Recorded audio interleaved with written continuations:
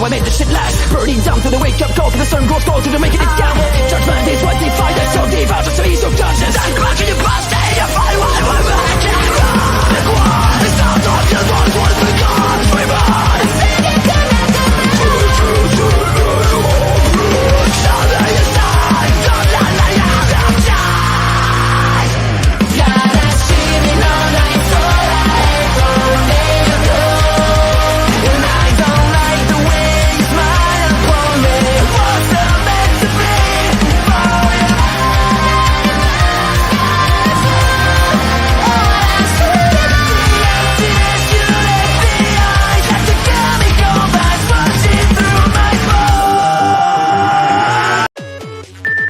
You have dialed has been changed. The new number is, please note.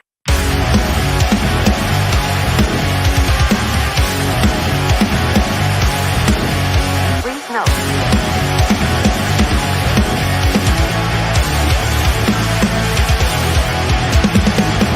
Never gonna stop, never gonna change, never gonna do the things you say. I run my own way to get there. Fools are calling and I don't seem to care.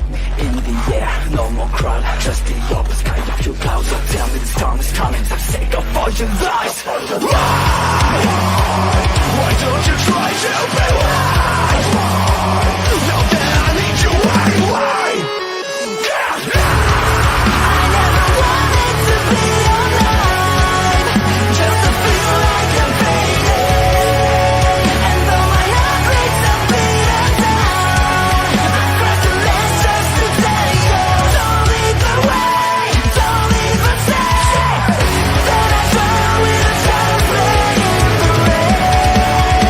I feel like I'm fading.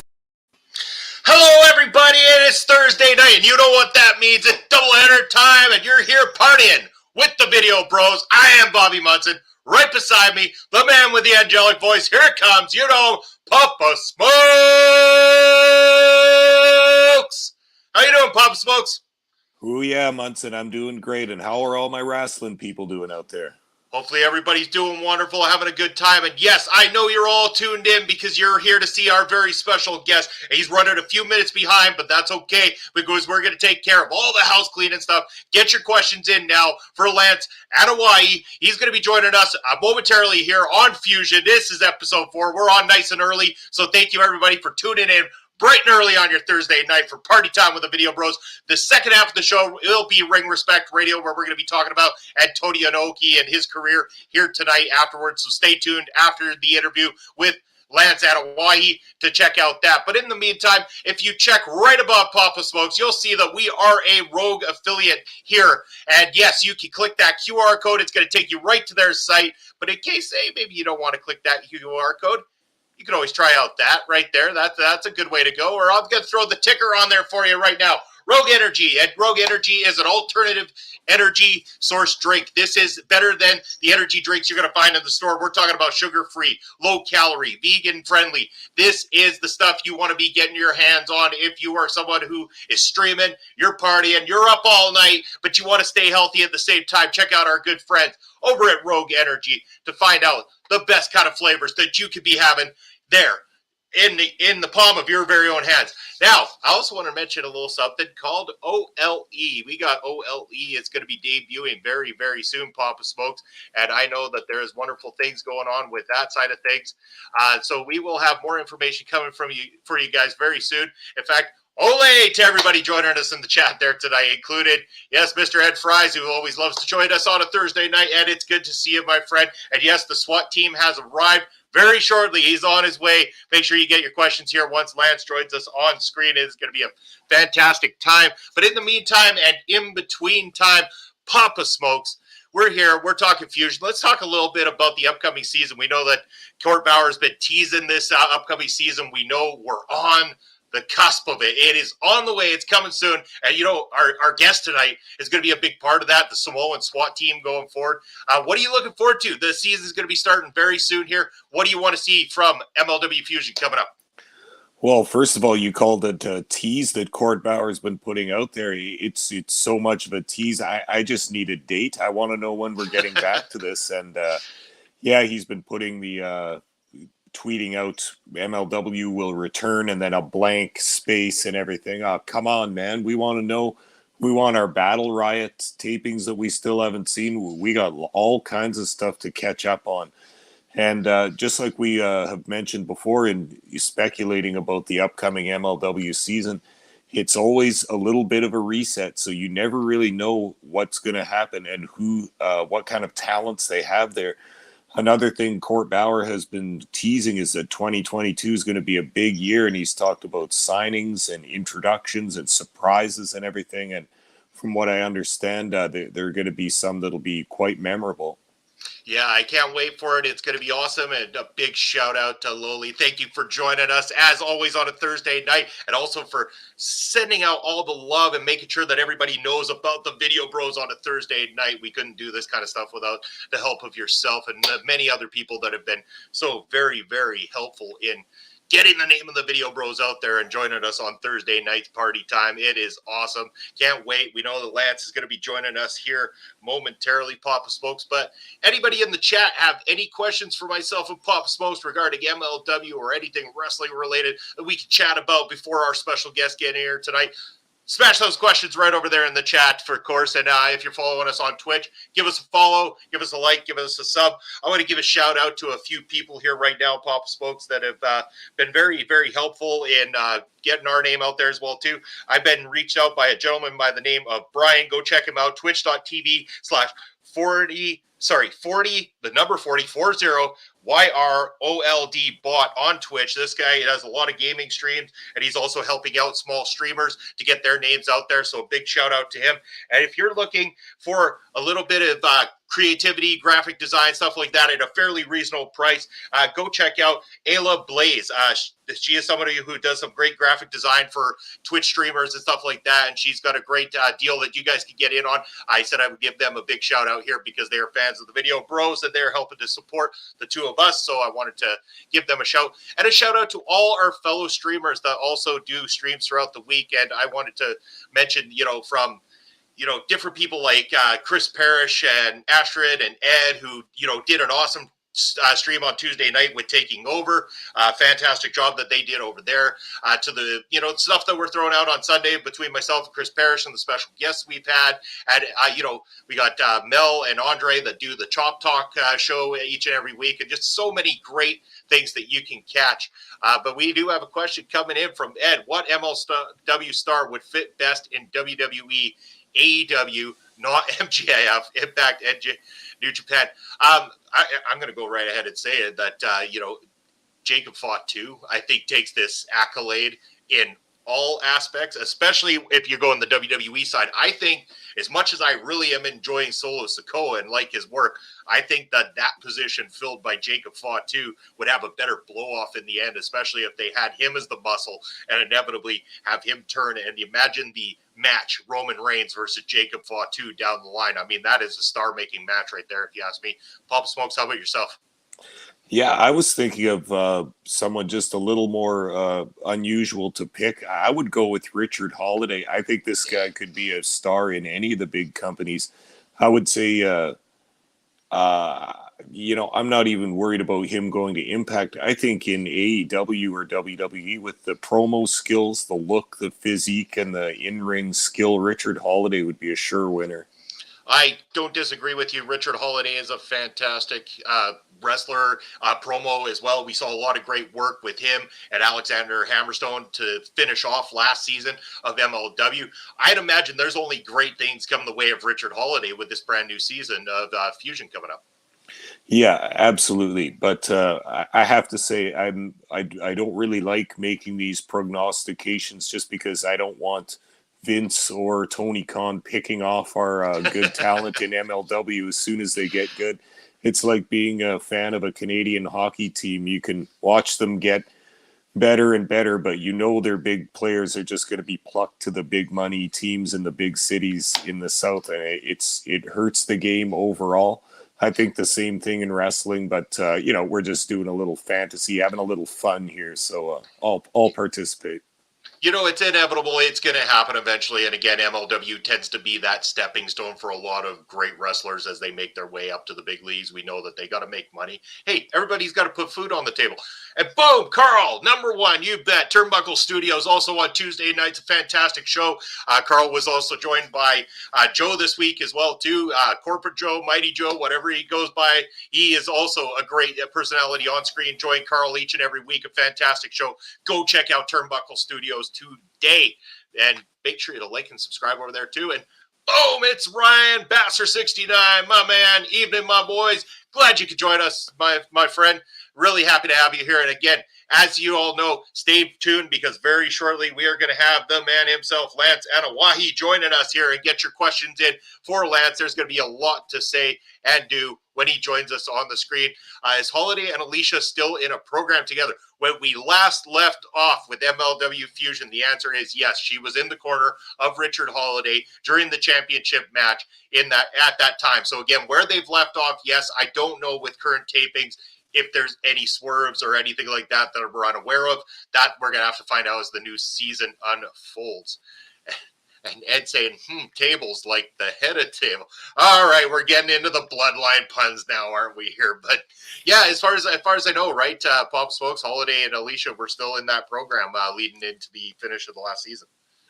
Yeah, and you never know what happens when the new season starts. Like I say, they kind of hit the reset button, but I wouldn't be surprised if they kept these two together. They had a nice chemistry together, and it worked.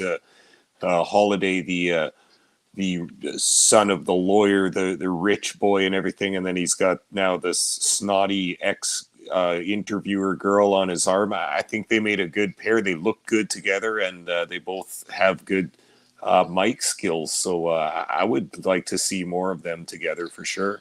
Yeah, sky's the limit for them when you put those two together. I think it worked wonders. Again, I'm curious to see if Richard Holiday stays in the title picture, if he's going to have any matches coming up. We have seen some reveals of matches that are coming up, especially with the Philadelphia show. It was announced that we're going to be seeing a last man standing match between the Judge, EJ Nduka, and Alexander Hammerstone. Man, that one's got some epic, big guy, feel to it, Papa Smokes. I don't know what to think. All I know is that match could end up being one of the more brutal matches of Hammerstone's title run so far. For sure. And when they sign a match and announce a match like this, it kind of makes me think, what did I miss? Like, they were buddies the last time we saw, weren't they? Or not exactly buddies, but friendly allies. And they had a match where they were tag team partners, or in was that in War Chamber maybe, where they were on the same team? Yeah. And they seem to have a good relationship with each other. But you know that this is wrestling, and that EJ Nduka is one half of the tag team champions, but he's got eyes on the big gold too, as every wrestler in every federation does. So Hammerstone is not beneath his attention as a champion. So having it a stipulation match, one as brutal as that, makes me wonder what happened in the meantime. But again, we have to catch up with what's happened at the tapings we haven't seen.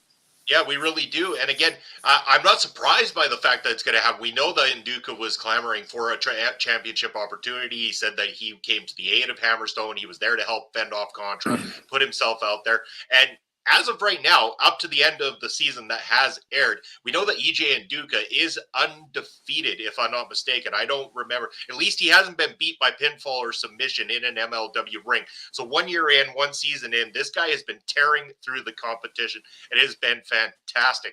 It is a wonderful thing. And speaking of wonderful things, it's that time of the show, everybody. The time you've been waiting for. Enough of myself and Pop Smokes.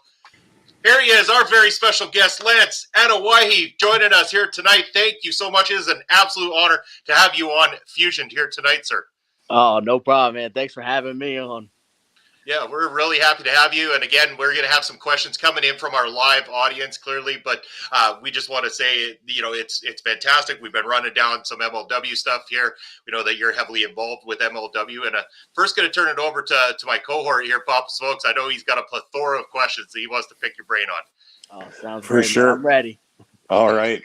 Awesome, Lance. First of all, thanks again for doing this. It's a real thrill having a member of one of wrestling's royal families on here, and really enjoying this. I wanted to talk to you about Afa and Sika. Now, Afa is your grandfather, is that correct? That's correct. Yeah. Yeah, okay. So they're one of the first members of the Samoan Anoa'i family, and they also have a huge legacy in old style WWF under Vince McMahon Sr. I was wondering how much of this stuff you have watched, and how much of the ring style and presentation of Afa and Sika that you've seen and that you've taken as an influence in your own style.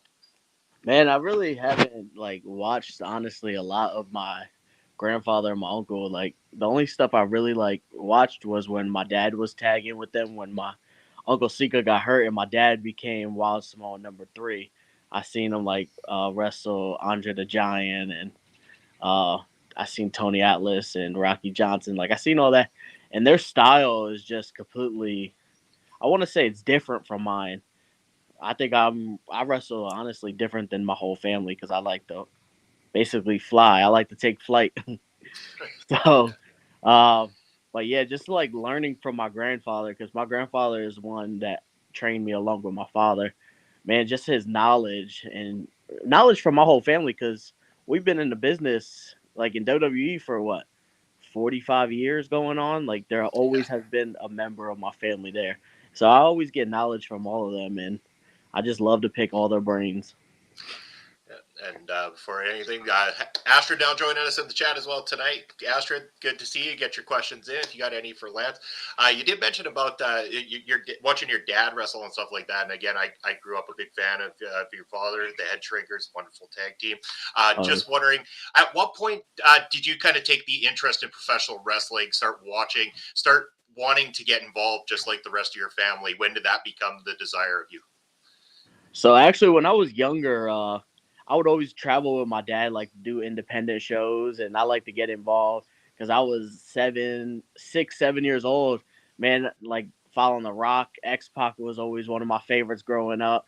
My dad would always do a spot in the ring where I'll hurry up, I'll come in, I'll hit the people's elbow, or I'll do the Bronco Buster. Man, and I was 6, 7 years old doing a 450 splash. So I remember one time I did an independent show and I was tiny, man, and I hit a 450 splash onto my dad's opponent, and my dad laid on top of me and covered me for the 1, 2, 3. That's going to be a wonderful experience. Papa Swongs, I'm going to turn it back over to you, my man. We were talking on one of our recent episodes about family legacies in wrestling, and we were talking about some of the other important families in wrestling, such as the Funks, such as in MLW, Los Parks. They've got a family going there. Various family legacies. How do you see yours, and how do you see your place in it? I know that you're not the youngest wrestler from your family at this point, also, but what's your place in it, and how important is the past family legacy to you? Man, out of all those families, a lot of respect for all of them. Like you said, you got the Los Parks, man. You got MLW, you got the Von Erichs, you got we just did a show at Chavo Guerrero. You got the Guerreros who will always be up there. Nice. The Hearts, man. But to me, honestly, I think my family is on top. Like we produce the most wrestlers of everyone, and as you see in WWE right now, man, they're rolling right now, man. They're the ones. But man, I see myself, man. I've been doing it going on 13 years, and I'm just I'm still learning. I learned from my cousin who I tag with now, Jacob Fatu, who's killing the independent scene. Um, I think we're all growing. He's learning from me. I'm learning from him, and even my uncle. Like we still learn from each other. So hopefully one day I'll be able to make it WWE. But man, I'm locked in for multi-year with MLW. Which man, I'm glad. I'm happy, man. Like I'm riding the road. I got my cousins, Roman, the Usos, man. They're all riding together now. Me and Jacob are on the road together, man, and we love it, man. Now we got some audience questions coming in. I'm going to get to in a minute, but again, you mentioned WWE, and you did have a few spots that you did have with them. And I know that somebody reached out to me, wanted me to ask this question. Between working with WWE and MLW for those type of television tapings or the live setting, what is the big difference between the two in terms of how you go about your matches and your promos between MLW and the WWE? Man, there's really no difference, honestly. Like they tell us what they want, they let us, we make the magic happen.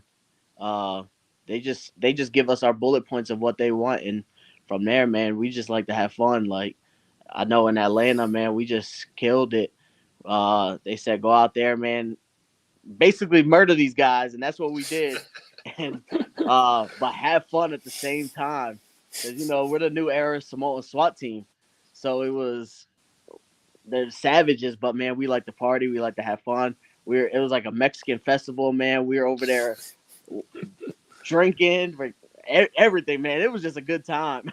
But honestly, between the two, yeah, they're pretty much because Court Bauer, who runs the owner of MLW, he worked for WWE for quite a few years. So I think he just carried it over what he learned from there to MLW.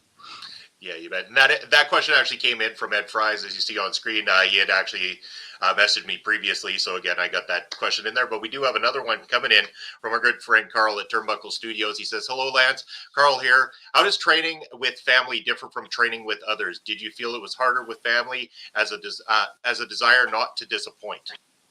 Man, Turnbuckle Studios, man. Honestly, training with my father was brutal. I got beat up, man. He didn't take it easy just because I was his son. He pushed me harder. I had to go. I was the first one in training, the last one to leave training, man.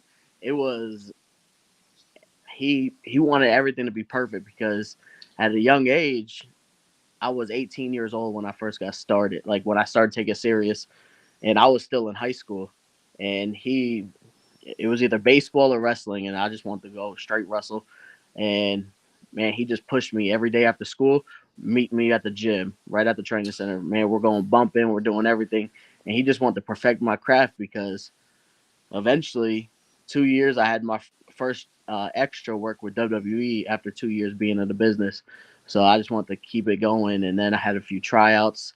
So man, my dad is still teaching me, and then for a while I was training with Tommy Dreamer in New York. So when I was up there with him, man, even the knowledge he gave me, like it's different styles between my dad and Tommy, but not really because they both like the strong style, honestly.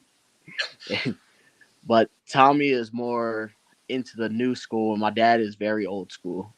Oh, for sure. And speaking of your dad, now I got to bring this up because I mean we're MLW fans. We've watched all the battle rights, and by the way, I've heard that you are the only person in MLW to be featured in all four of the battle rights. But I got to go back to the very first one, which actually featured your dad in that matchup, and I believe that you took it upon yourself to eliminate him. Now, what was the mindset there? Like, did you think maybe you could go a little bit further with your dad on your side, or was it just a mindset of I need to set a standard here that I'm the new blood. I'm the one that needs to take control here, and that's why you had to take that moment to throw him over the top. Yeah, that's exactly what it was, man. Every man for themselves. Like, this newest one didn't air yet, but you'll see what happens there also. But yeah, my dad, man, he just turned his back real quick, man. Because if it wasn't me throwing him out, somebody probably would have. And I think he'd rather me than somebody random. Well, at least he took it well. I'm going to go back over to you, Papa Smokes, for your next question. Hey, does this work if I turn my phone sideways too? I would hope so. You give it a shot for sure. I just don't Yeah, there we go. There we go. Okay, Yeah, okay. there we go. Look sharp. Well, I was thinking in the battle right. Oh, nice. There we go. Oh, nice. Beautiful. Retro wear.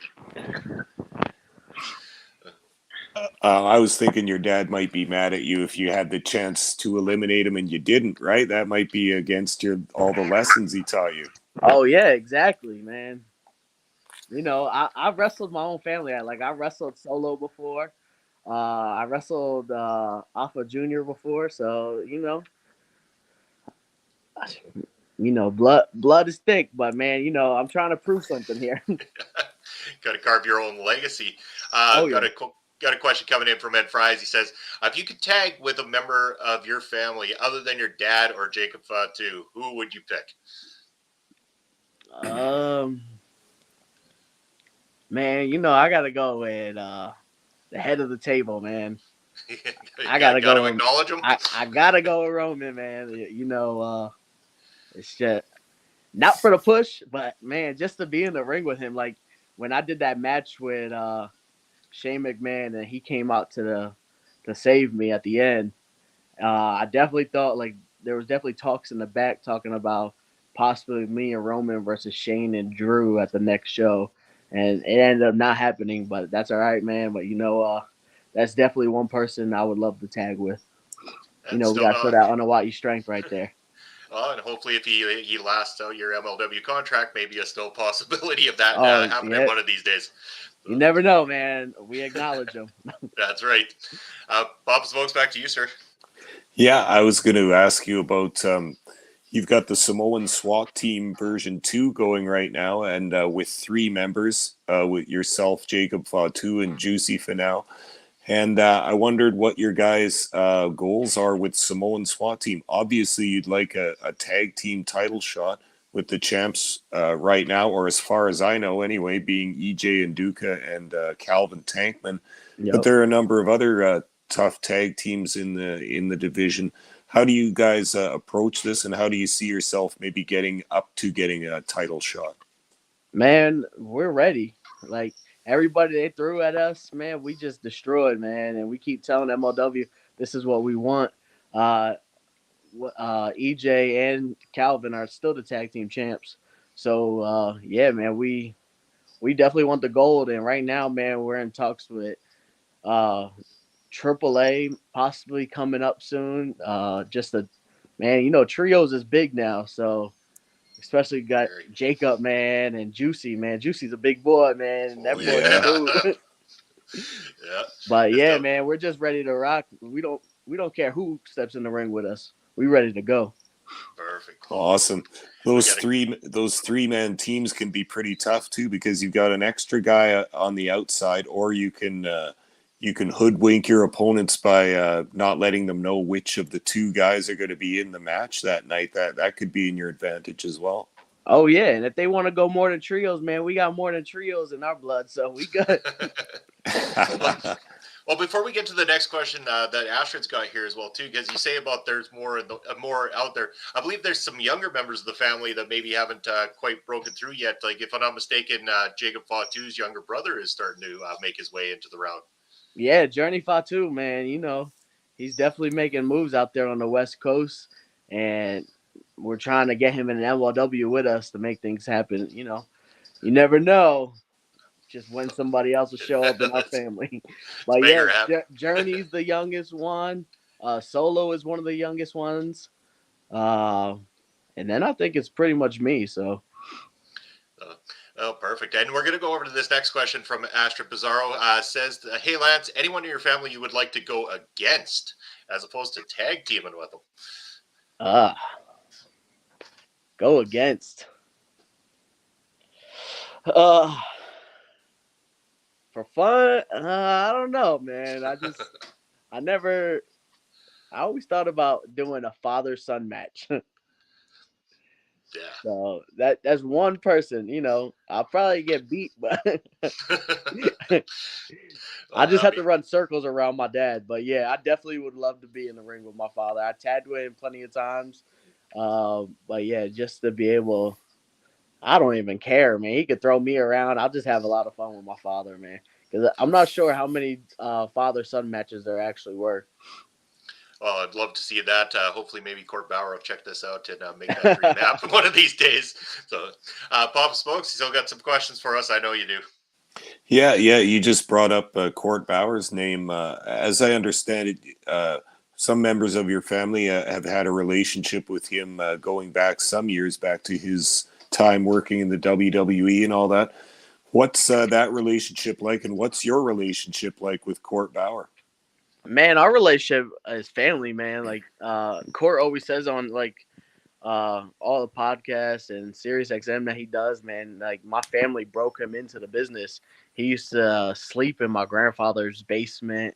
He tells a story about him sleeping on the old bed that Yokozuna used to sleep on, and it was like folded in half. uh, but man, like every time like we're in Philly, so my father lives in Philly, and whenever MLW goes down there, we always invite Court over for family functions. You want to cook out, it don't matter, man. It's always love and respect right there. That's awesome. Beautiful. Pop Smokes, you got anything else? Anything else for Lance? Yeah, I just wanted to talk a little bit about the future. You signed a deal and you're signed talent with MLW now. Is that for a couple of years? And how do you think those years look to you? What kind of plans do you have for MLW in the long term? Yes, I did recently this past June. I did sign a multi-year deal. Um, it's 2 years, 3 years option. Um, but yeah, I definitely see myself, holding that tag team gold very shortly. So hopefully we do that. And from there, man, I'm ready to just keep climbing. I'm ready to wrestle the best tag teams in the world. Don't matter who it is, like I said before. Especially Juicy. I know Juicy's young and hungry, so he's ready to go. Yeah, I gotta say, looking forward to seeing that happen as well too. And a big fan of what you're doing with the Samoan SWAT team. I mean, when this came together and finally revealed on MLW television, Papa Smokes and I got to talk about it on the show, and we just had a wonderful time. Like you guys are tough as nails. First of all, you go out there, kick some major ass inside the ring, but then I think it was the segment where you guys got the best of Duran outside the Philly arena there, the 2300 arena, which Oh just yeah, our absolutely Polynesian remarkable. I chop mean, shop. there we Yeah, go. yeah, Love that yeah. segment. That was fantastic.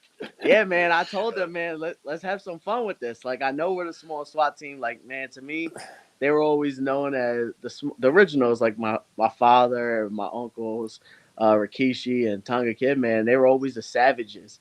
But man, we could show that we could be savage, fun. We could have a good time all together. Uh, shit, we have fun kicking butt. So, but yeah, our Polynesian chop shop, man. We just go out there, man. We just steal it from you and we sell it right back to you. Fantastic segment, absolutely. And we got Turnbuckle Studios, Carl coming in. What, if anything, do you feel the wrestling community could do to offer you more respect on the Samoan legacies, past, present, and future? Anything do you feel? Sorry, I'm just rereading the Oh, it's all question. good now. All good, man. Do you feel the wrestling more respect on this one, man? So right now, man, I think with the whole bloodline and everything where they're at, they're definitely opening the eyes to like how far our family is, and um, basically, I don't even know if I could break it, but uh, WWE is running an A&E show on the Samoan dynasty. We're doing all the filming. They're making their ways all around the country, state, everywhere, man, just to make sure they get every member in there. So yeah, man, I think we have total support from the whole wrestling community, and everybody cannot wait to see this documentary. Yeah, that'll be an awesome documentary. I gotta ask right now, and I don't know if you're able to say anything, but I'm gonna ask anyway. Philly tapings are coming up at the end of the month here. I know that it's been announced that Fatu's got his hands full with Leo Rush. Is there anything on the card for yourself? At the moment, there isn't, but we are there. We are on the card. We don't know exactly what we're doing, but man, I know my cousin Jacob. He's wrestling Leo Rush. I don't know if this is the first time, but man, I wrestled Leo Rush quite a few times when he was just getting started in North Carolina, West Virginia, and man, he can. That boy's quick, He but sure man, is. Jacob's pretty quick for his size too. But man, they did announce EJ versus Hammerstone, so I guess the tag team championship match won't happen here. Who knows? Maybe, man, they could do It double is a duty. taping. They could do double duty, so I'm That's cool with yeah, that. yeah, exactly. So yeah, that's all I got. But Pop Smokes, anything else from you and anybody in the comment section? Any last questions before we let Lance move on with his evening here? No, I just wanted to talk a little bit about MLW, and it's just a real thrill to see you thriving there and getting a good deal. And I'm excited for the future of you guys in the Samoan SWAT team, and I'm looking forward to seeing you rip up the tag team ranks there. I think you're going to have the belts sooner rather than later. Oh, And thank you, man. Like I said, man, we ready. We're ready to carry the goal wherever we go. We're not just gonna carry the MLW when we win, if we win, man. No, when we win. Yeah, yeah. We're gonna carry everywhere we go, man. Don't matter if it's AAA, Japan, Puerto Rico, man. We're just making towns and ready to carry them with pride. all right, and we're gonna go one last question then before we let you plug your socials and anything you got coming up. Ed wants to know, what did you learn working with? I don't know if the Broman. Broman. Not sure With who Broman Roman, is there, Shane. but Shane and Drew in Is the that Raw supposed to be segment that you Riddle and spoke about. Roman together? Yeah. Man, one thing I did learn is, man, Shane is very stiff. I can believe Nah, that. but man, honestly, it was fun. So I got the call about. So I just had my WWE tryout. It was 2019. I had my tryout in I want to say April. It was the week before Mania, and they told me they don't have nothing for me, and then they end up calling me the 2 days before that Raw and say, hey, we need you to fly out to Kansas City. So they booked my flight, got my rental car, everything was set up, and they flew me from Philadelphia to Kansas City. And I still had no idea what I was doing. I just knew I was in Kansas City. So I show up to the building, and Shane goes, it's me and you tonight. I said, oh, man. But, man, Shane, man, he was cool. Like, he stuck by me the whole time, asked if I had any questions. We just talked about it. We went to catering together. We sat down just kept talking, man. It was not even about our match. It was just about life and wrestling, our families. And it was definitely, like, a very humble experience I had with it. And then Drew, man, that man's chops on the outside of the ring that marked my chest. Then he slammed me into the stairs, and then a belly to belly over. Man, it was definitely a learning experience. So it sounds like quite the ride, definitely. So we're gonna save that as being the last of the questions here. We definitely want to thank you for coming on the show. But before you go, anything you got coming up? Any shows coming up, or your socials we got on the ticker down below? But let the fans know where they can find you. Man, you can catch me on MLW shows. We're in Philadelphia, October 30th. And then another MLW date to be announced shortly. You just never know. And you can catch us on the new season of MLW Fusion, also coming very soon.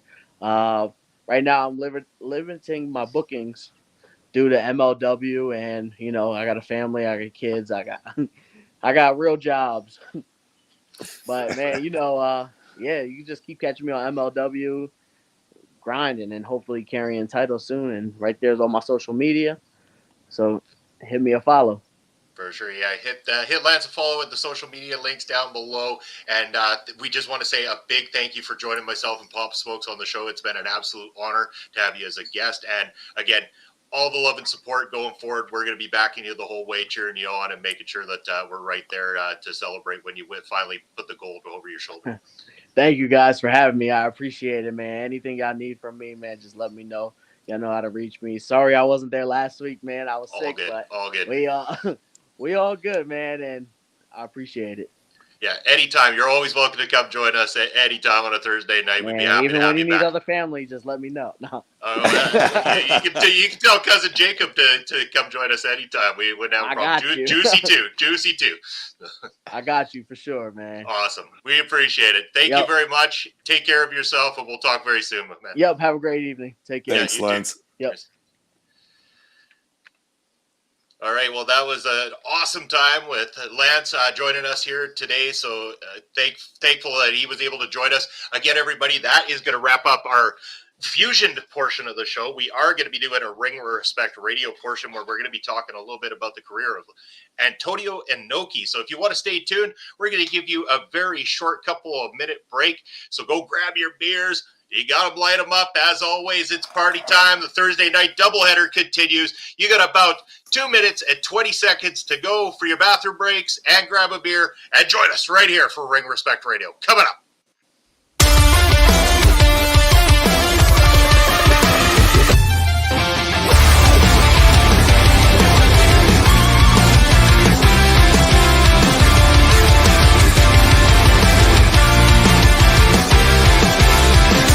With all of my own direction, no one can pull me out. I've always felt different from the others. I'm running away now. Fears are fading, won't stop breathing. 'Cause I'm sick of standing up instead of going down. I'm sick of never being able to cross the line. I'm sick of pretending everything is fine. You got it, you're just a fucking freak like me.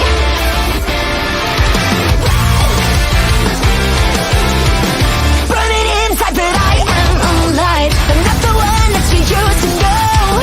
I've always hated to act like the others. I found my way to. Tears are fading, won't stop bleeding. Bears are fading. 'Cause I'm sick of standing up instead of going down. I'm sick of never being able to cross the line. I'm sick of pretending everything is fine. You got it, you took a fucking break like me.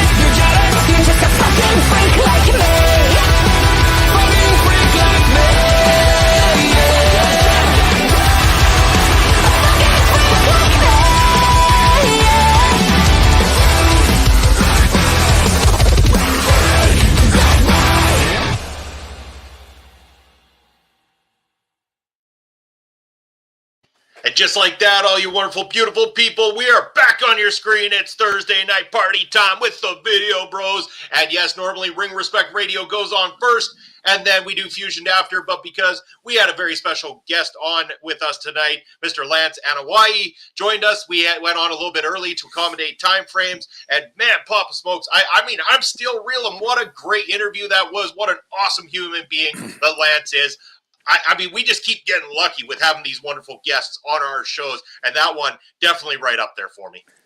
Yeah, you said it right. We've had such good luck with our guests. All have been so accommodating and so polite and nice. Lance, a real cool guy and easy to talk to.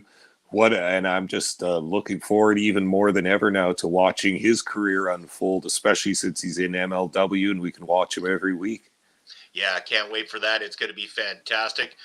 Before we even start getting into too many things here, Papa Smokes, now Thursday nights are going to be a little bit different coming up here very soon. In fact, starting this week is a debut of a brand new show. It's going to debut on Friday of this week to accommodate a pay-per-view that is going down. And then as of next week, it is going to be hitting Thursday nights.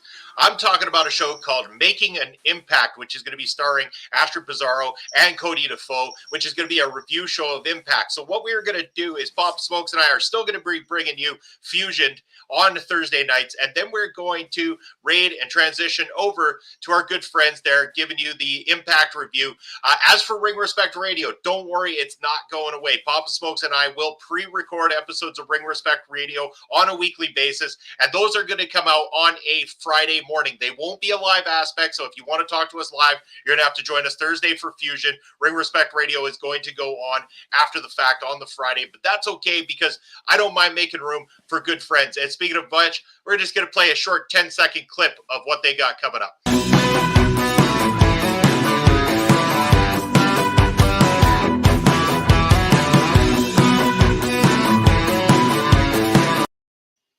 Yeah, that's going to be coming up, and that's starting tomorrow. So that is going to be fantastic. Tune in as I believe it's the Bound for Glory pay-per-view that is taking place tomorrow night. Hopefully, Cody or Astrid are in the chat there and can correct me on that if I am incorrect. But tomorrow night, join them for their very first edition of Making an Impact. And then consistently Thursdays after that, following myself and Papa Smokes on screen, I believe they will be airing their show, if I'm not mistaken, about 8:30-ish or something like that. So you will still be able to catch all the action from us. And anyway, BF8. Okay, I'm putting something together there. I don't know. It's Thursday night. You think I'm in a thinking mood, Ed? Come on here. I'm not with the acronyms these days. And what a great interview, Loli. Yeah, it was phenomenal to have on there. And Bound for I should have known, of course, but yes. And yeah, the interview was fantastic. Absolutely loved doing that with Lance. And we got some other big ones coming up for you guys as well too. It is secured in place. I basically just have to have a conversation with the guy just before it happens. But stay tuned on October 27th because we are going to be joined by Alex Kane right here on Fusion on Thursday night, October 27th, or October 20th. My mistake. I believe I'll get my dates correct. Anyway, I believe it's either the 20th or the 27th. And following that, speaking of the Beaumaye Fight Club, we are going to be joined by Mr. Thomas as well, too. So back to back, it looks like we're going to be having Mr. Thomas and Alex Kane joining us on episodes of Fusion. So we've got a lot of great interviews lined up for you guys in the near future. So it's fantastic. If there's anyone you want to see us interview, hopefully we got the good word in there with Lance. He's going to talk to Jacob Fatu and Juicy for us, and hopefully we can secure those as well, too. So it's good to know a few people in the right places, Papa Smokes. Well, hell yeah, we just made a good contact there in Lance Anoa'i. He knows a lot of guys in the wrestling business quite well, so that's good. That's good for us. It really is. Looking forward to it, and thank you again, Lance. But want to talk, before we talk about Antonio Anoki and his career, and I know Ed's got a question there for us on it, I want to talk again. This is our opportunity to plug Prairie Pro Wrestling. Again, we are heavily involved with Prairie Pro Wrestling. That is how we got the moniker, the Video Bros. We are the commentary team. We are the team that puts the videos together and gives them to you every single Saturday on the YouTube channel, Prairie Pro Wrestling, here in Saskatoon, Saskatchewan. And we got another big show coming up for you on October the 29th. And Bob Smokes, I've been grinding, trying to get information, trying to see who's going to be on the card, because I wouldn't mind getting somebody on the show to talk some Prairie Pro with us coming up here. Maybe even next week, if I can get the information as to who might be on the card, who we can get an interview with, have them join us for an edition of Ring Respect Radio so we could talk some Prairie Pro. But one thing I was able to get, I know we didn't have an official name when we talked about Prairie Pro last time. So here it is for you exclusively right here on Ring Respect Radio, October 29th. That is a Saturday at the Cosmos Senior Center in Saskatoon. Prairie Pro Wrestling presents Ring of Horrors. I love that name, Papa Smokes. I thought that was a fantastic touch, and it is going to be such a kick-ass show. And perfect for the spookiest time of year at the end of October. This will be a ring of horrors for sure. And I know there's a couple of treats set up for the fans here, including a battle royal, which will have all kinds of drama in it, and possibly some championship contender status coming out of that. We'll see about that, though. No promises yet, but always some classic Canadian wrestling going on in Saskatoon, over at the Cosmo Hall, just off Broadway. All you fans, get your tickets in advance and come for this one. It is going to be a party. You know, an interesting thought that I thought of, Pop Smokes, going into this show, because, I mean, Sheik Akbar Shabazz, the first, and as he likes to say, longest reigning Prairie Pro Wrestling champion in history, could officially be Sheiky Two Belts by the time he lands in Saskatoon on October 29th, because where we worked previously over at Love Wrestling, LPW shows still taking place over at the Rec Room in Edmonton, and Sheik Akbar Shabazz and his tag team partner Bharat Karini are going to be teaming up in a fatal four-way to try to become the very first ever Love Pro Wrestling tag team champions. So when they roll into Saskatoon on Saturday, October 29th, Sheiky might not just be the longest reigning PPW champion in history. We might go back to a time when he used to come out as known as Sheiky Two Belts, and it might be relived all over again. I could easily see that happening wherever the Sheik Shabazz goes. The gold belts seem to follow. This guy doesn't give a damn about anybody else in the wrestling biz. He wants the big payoffs, and that's what championships mean, is big payoffs. So that's the only reason he comes ever to Saskatoon. He doesn't like the fans. He doesn't like us. He doesn't like the other wrestlers. He goes there for the gold and the big money, and that's what a real wrestler does. And you know, the one thing he does happen to like is probably his tag team partner, somebody who is, you know, a big, young, up and comer in the wrestling business. We've seen him tearing it up in Prairie Pro Wrestling. Barack Arini is an X factor in the corner of Sheik Akbar Shabazz. We haven't seen anything of them teaming in Prairie Pro just yet, but we know that it has happened over on the Alberta side. And that friendship, maybe it spills over into Prairie Pro, only helps Sheik Akbar Shabazz with that title reign. And what an impressive team they make, too. A couple of big, tall guys, a couple of well-built guys, and they come in representing different countries and stuff like that. And, yeah, I could see them making some noise over in Love Wrestling. And who knows, maybe we'll see Mr. Bharat Gorani as one of Sheik Akbar Shabazz's allies in helping keeping that belt around his waist. It could be. And again, who knows who's going to step up to the plate next time to try to take on Sheik Akbar Shabazz. We know that he managed to slink through with holding on that title despite taking the loss to Cannonball Kelly, albeit by disqualification, so the belt stayed around Sheiky. Anything to win, that is the motto of Sheik Akbar Shabazz, and winning means holding on to the belt. Doesn't necessarily mean picking up the victory individually in the match. But that is going to roll out Saturday, October 29th. And again, remember that you can catch up with PPW action coming out every Saturday on Prairie Pro Wrestling's YouTube channel, where myself and Papa Smokes are your commentary team. It is a fantastic time. We love our time with Prairie Pro Wrestling, and we're going to continue to push forward with it. But Papa Smokes, the reason that we're doing this Ring Respect Radio episode, and we do a lot of these to honor a lot of the great classic wrestlers in our history and the impact that they've had on the industry itself. And a lot of the time, it's unfortunate that when we go to do them, it happens to be because this legendary name has passed away. And unfortunately, the world lost one of the greats, probably the greatest name to come out of Japanese wrestling, other than maybe Giant Baba or something like that. But in terms of the guys who really paved the path, Antonio Anoki stands right up there. Let's talk about Antonio Anoki. Before we do, Ed wanted to know how do you Anokiism has changed the wrestling business? Is it for the better? I'm assuming it's how does Anoki change the business, wrestling business? Is it for the better or not?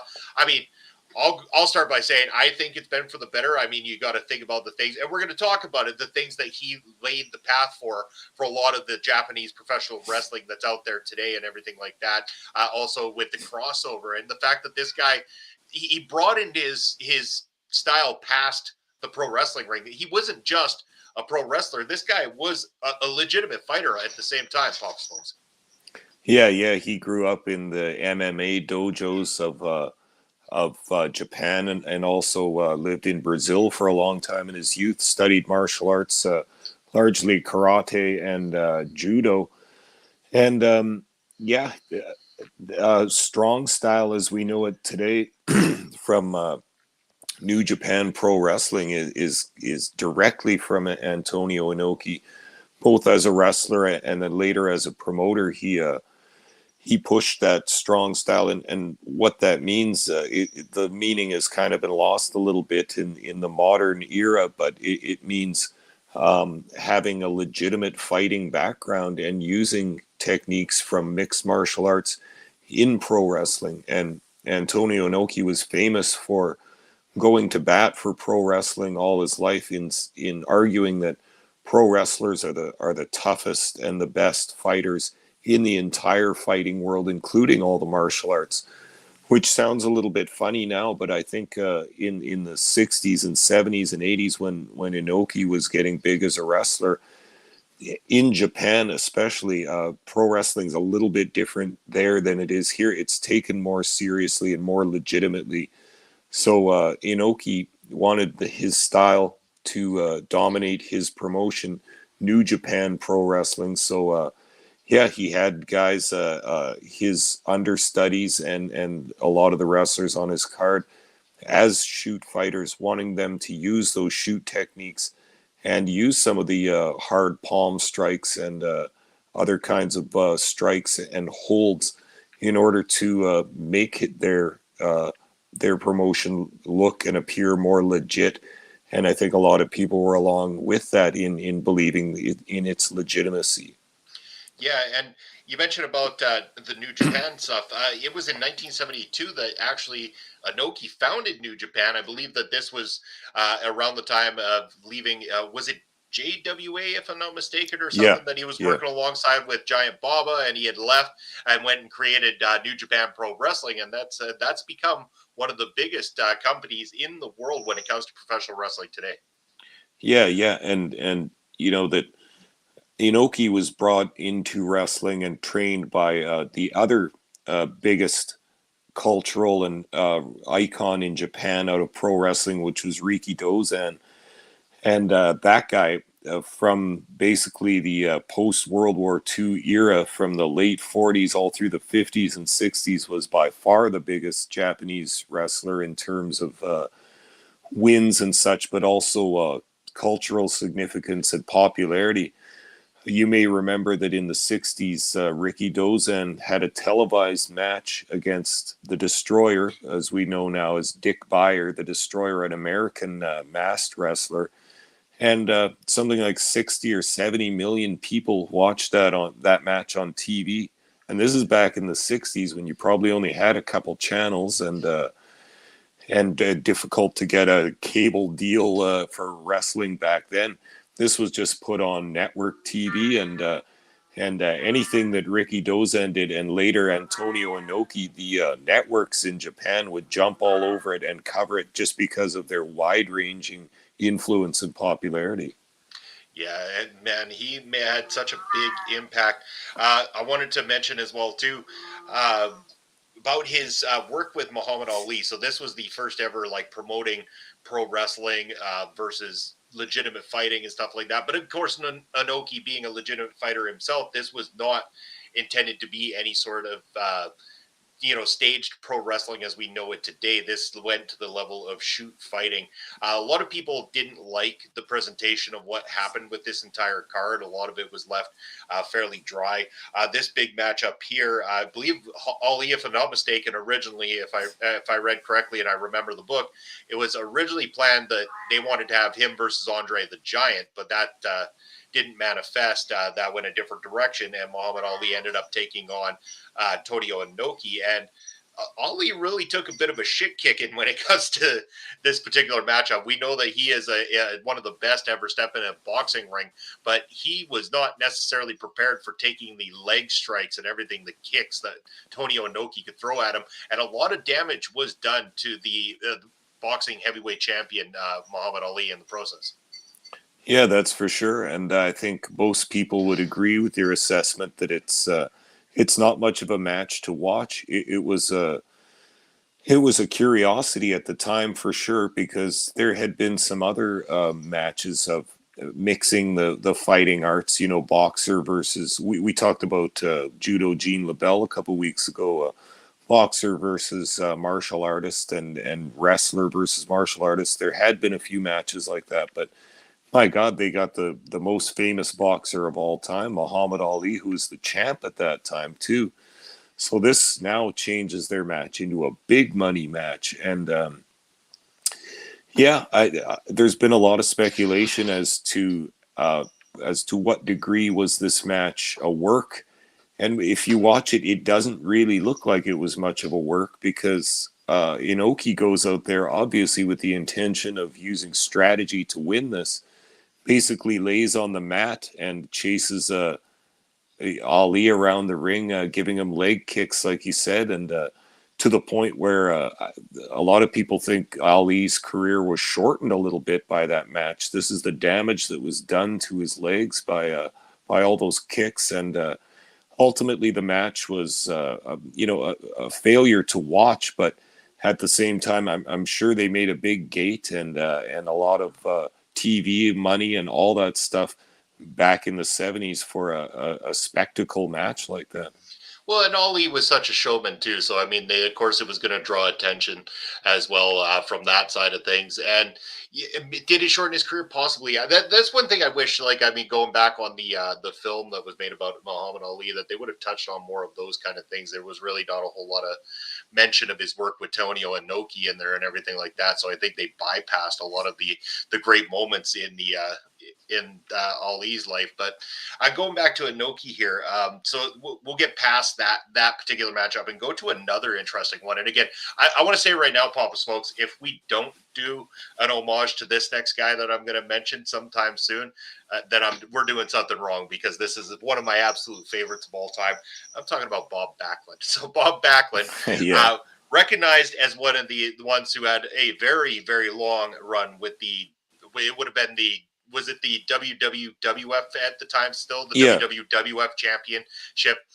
But during that time, what a lot of people don't know, because it's not recognized by the WWE, is that Anoki actually defeated Bob Backlund and refused the WWF championship, which is why by today's standards, the WWE has never recognized Antonio Inoki amongst their champions, and acknowledges that Bob Backlund's run went absolutely flawless throughout. He never ended up losing the title according to their records. Yeah, is that what you read happened? Because I was never sure. I watched this match again in prepping for this podcast, and if you watch at the end, it looks like Antonio Inoki and his corner really want that belt, and Backlund looks like he's not willing to give the belt to them, and he leaves with it. But if you watch that again, watch the little scrum after the match. Not to mention, for a second, this match was pretty stiff also, and Inoki could work a professional wrestling match, but he did it pretty stiffly. Backlund's got the bloody nose and some marks all over his body. It looks like a pretty hard-hitting match, but to me, it looks like some confusion at the end, and I was also confused as to what they had decided or what the business deal was in this, because I'm pretty sure by this time it would have been Vince Jr. I don't think he would have been interested in having his champion drop the belt in Japan to someone that maybe the casual WWF fan didn't know so well, in Antonio Inoki.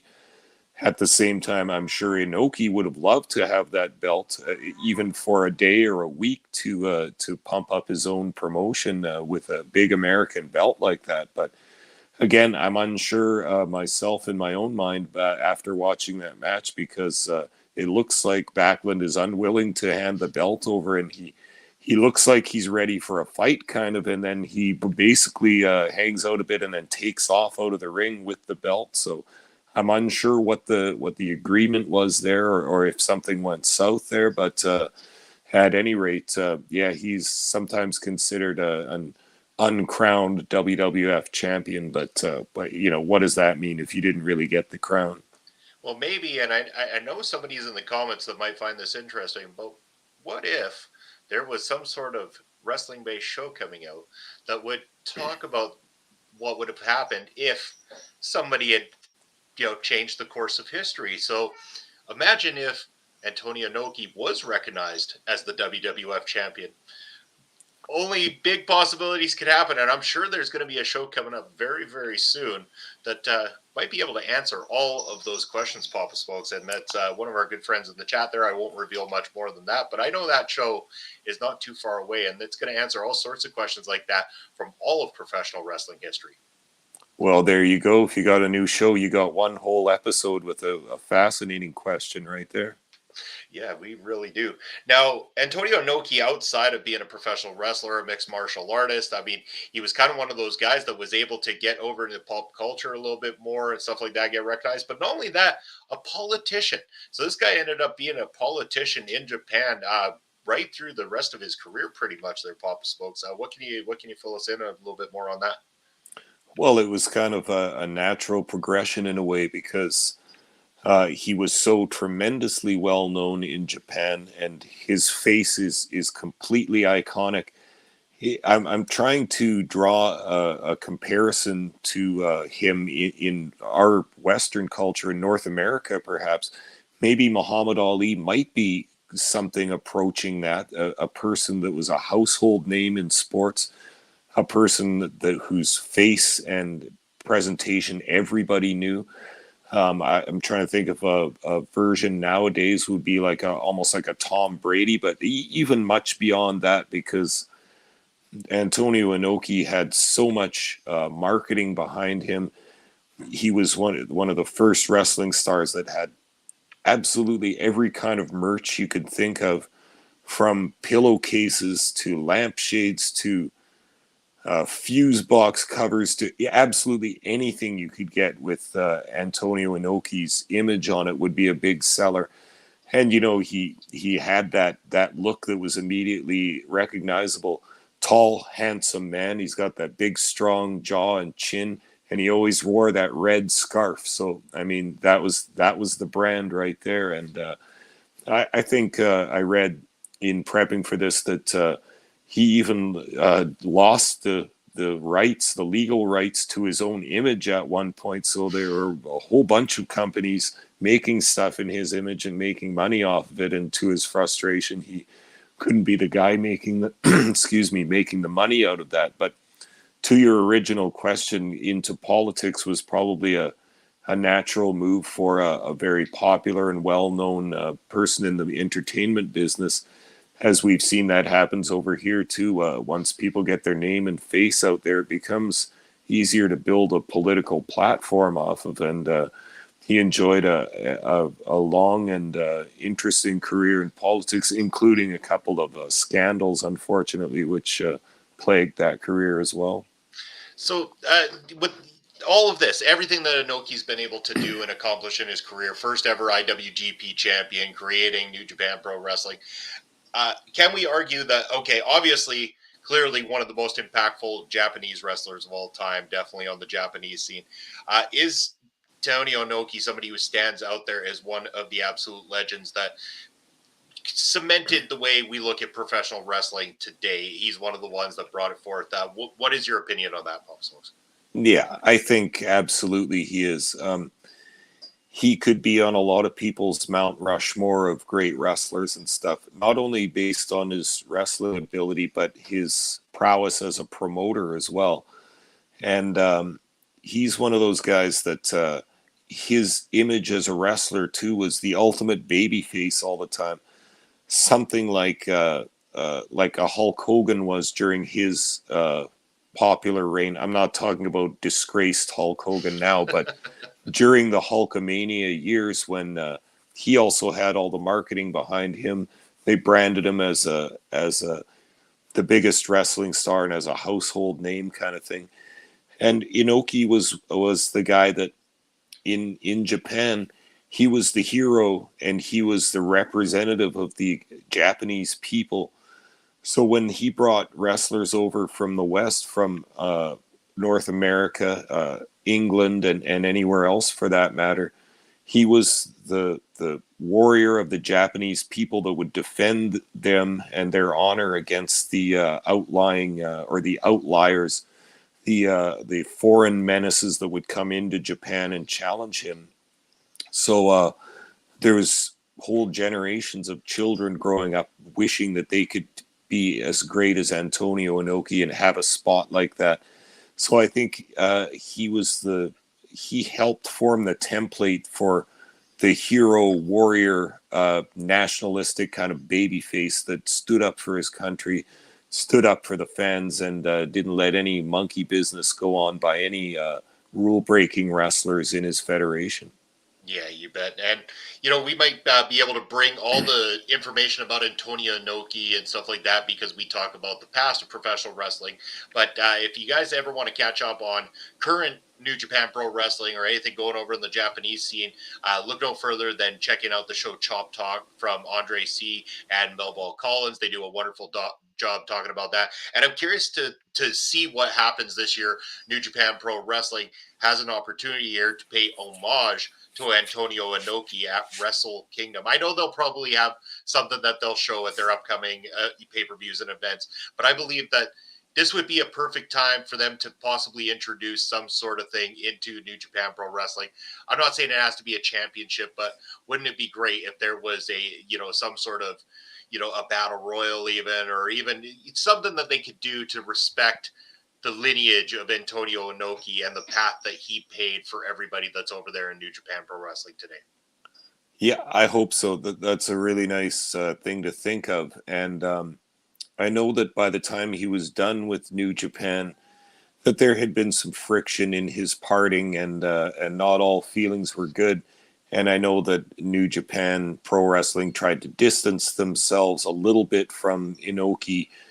I'm not exactly sure of all the inside stories that happened, and all the feelings once Gedo took over the booking and such of New Japan. They wanted to go in a different direction, but I know that in the anniversary show that they have every year at Sumo Hall, that in the last year or two they've started showing videos of Inoki. He was too ill the last couple of years to actually appear there in person, but they still made up packages showing his place in the legacy of NJPW, and that's heartwarming to me, is because you can't bury the past forever. His role in starting that company is monumental, and for them to pay tribute to him is really only right, I think. I think so too, and I'm looking forward to checking out to see what they do at Wrestle Kingdom this year. I believe that is a great opportunity and a great platform to maybe even get some of the younger generation of professional wrestling fans who hopefully are tuning into our show as well too, and getting this knowledge that we're able to research, bring to you, and present to you, because it's great to talk about current professional wrestling and the way it is now. But it's also wonderful to talk about the trailblazers, the ones that led the way for everybody in the industry. And Antonio Inoki ranks right up there. He is a name that is going to be synonymous with professional wrestling for forever. As long as there's professional wrestling, we will always know of the name Antonio Inoki. And I just personally, before we bring the talk of Antonio Inoki to an end, want to say that I'm a massive fan. I think he's laid a lot of great groundwork. And I got to ask you, Papa Smokes, if there is a match that stands out for you, something that you could recommend to our listeners that they should check out from Antonio Inoki. Well, there are a couple of matches, probably a whole bunch of matches, but a couple that spring to my mind that I watched recently since his passing, because I wanted to see some more. He being Inoki, developed the whole idea and character and gimmick for Big Van Vader. And he had the mask with the steam made and everything, and all that stuff, because before that he was just Leon White, a big boy from Minnesota and all that stuff, and he wasn't getting over. But Inoki wanted to feature him in Japan, so made the whole Big Van Vader gimmick. Then to put him over, had his first match against Antonio Inoki, and Inoki went down to a pinfall defeat in something like 3 minutes.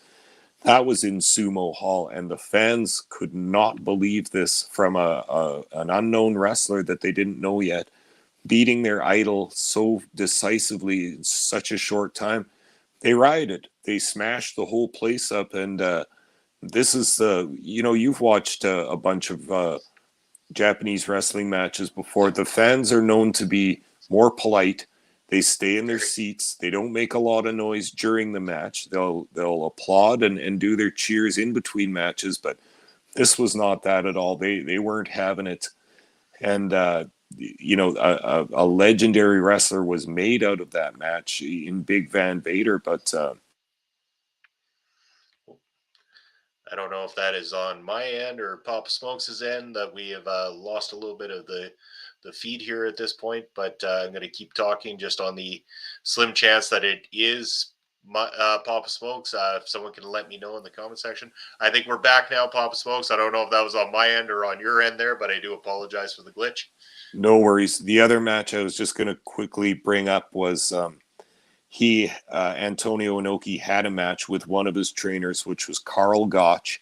the younger of the Gotch family that lived during his time, and they called Karl Gotch in Japan the god of wrestling. That was their name for him. So you know the respect that was had for Karl Gotch.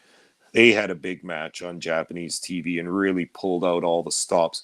This is great stuff. If you can find this match, I have the feeling that a lot of younger wrestling fans will not appreciate the style of these guys so much. Again, these are two shoot fighters. They go at it hard, and there's a conspicuous lack of flipping and trampoline moves in this match. In fact, none. But if you want to see a historical wrestling match between two tough as nails shooters who have the utmost of respect for each other, check out that Anoki versus Karl Gotch. You got it right there. Two big recommendations from the man himself, Papa Smokes, and we got an opportunity to talk very in depth here about Antonio Anoki. Is there anything else that you want to add to the conversation when it comes to Anoki before we bring things to a little bit of a wrap here, Papa Smokes? Yeah. Just one more thing. I think this might close up the conversation nicely is to talk about some of Inoki's legacy and some of the guys he trained, which grew to be huge stars in Japan. From Tatsumi Fujinami and Riki Choshu were the two big ones, and they both had tremendous success both in Japan and in the West as well. And then out of from those huge stars came also the great Muda, Hashimoto, and Masachono as well. So and from those guys, of course, even more recently come Okada and Tanahashi and some of the big names of today. So Inoki's influence in the training world still felt in Japan. And I wanted to bring up on that topic as well. I'm sure you've seen the videos too of how Anoki would slap people in the face really hard, and that was his show of respect when he came across a young wrestler that he knew had been trained properly and that he felt like might have had the eye of the tiger, so to speak. He would slap their face numerous times, slap them hard in the face.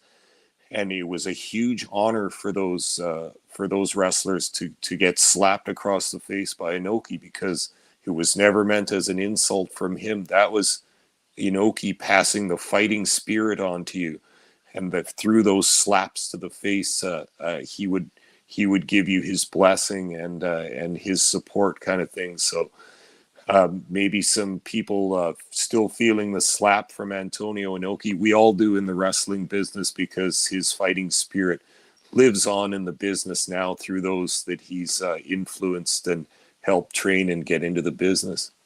Yeah, he's done marvelous things, and again, all the utmost respect to Antonio Anoki, and our condolences to his family, friends, and anybody that knew him on a personal level. We hope that we have had the opportunity to do justice to his career here today, but the only real justice that you can do to the career of Antonio Anoki is to go and watch what kind of matches he gave to us, what kind of things he built, and also to continue to support all the wrestlers who take influences from Antonio Anoki and the legacy that he built as well too. But man, Papa Smokes, this has been one hell of a Thursday night. I know we have a lot of fun here on Thursday nights, but it was great to talk about Antonio Anoki to finish things off. Great to talk to Lance Anoa'i on the first half of the show, Fusion there as well too. Talk some Prairie Pro Wrestling. But aside from that, I think it's about time we wrap Thursday night up and allow everybody to get on with their evening, continue their beer drinking, and get ready for the weekend. But in the meantime, and in between time, as a legendary commentator once said, Papa Smokes, where can the good people find you? Papa Smokes can be found on Elon Musk's Twitter Funland. I'm running out of good names for this, but I still want to keep going on it.